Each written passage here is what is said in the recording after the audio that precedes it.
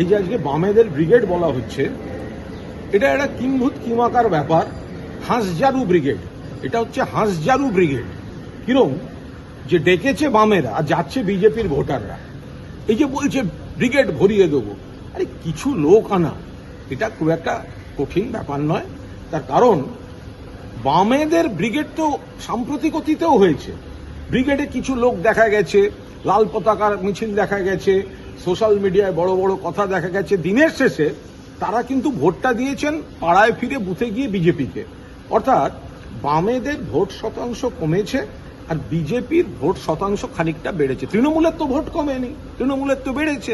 ফলে এই বামেদের ইরোশন আর খানিকটা বেড়েছে বিজেপি। ফলে বামেদের এই মিটিং, মিছিল, স্লোগান, বড় বড় কথা, ডায়ালগ, ব্রিগেড, এটা আপনি চোখের ওপর দেখছেন। এই লোকগুলো তো বিজেপিকে ভোট দেবে। এর আগেও দেখবেন ব্রিগেডের পরের দিন বা ব্রিগেডের দিন বিকেল থেকে সোশ্যাল মিডিয়া, পরের দিনে বামেদের কাগজপত্র সব কত লোক হয়েছে, কত লোক হয়েছে। আরে ভাই, ভোটটা তাহলে কোথায় গেল?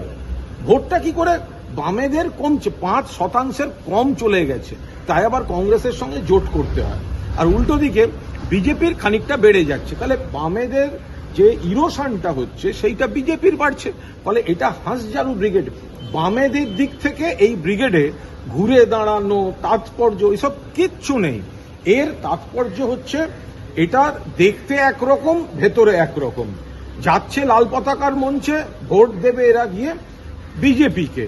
সেই কারণে বিজেপির ভোটাররাও ওইখানে মিছিলে যাচ্ছে। ফলে এটা সিপিএম এর ঘুরে দাঁড়ানো, এগুলোর সঙ্গে কোনো সম্পর্ক নেই।